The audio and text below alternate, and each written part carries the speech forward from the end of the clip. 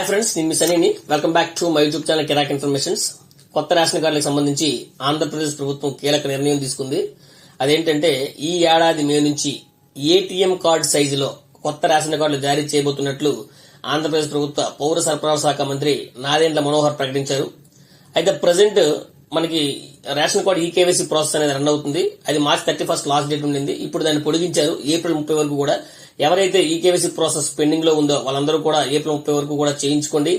ఒకవేళ అప్పటికి కూడా చేయించుకోలేకపోతే వాళ్ళకి మే నెల నుంచి కూడా రేషన్ అనేది అందదు.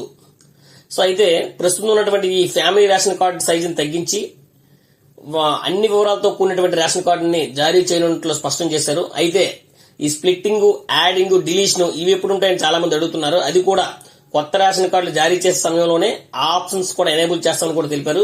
సో కొత్తగా వచ్చిన రేషన్ కార్డుల మీద క్యూఆర్ కోడ్ లాంటి భద్రతా ఫీచర్లు కూడా ఉంటాయని కూడా చెప్పారు.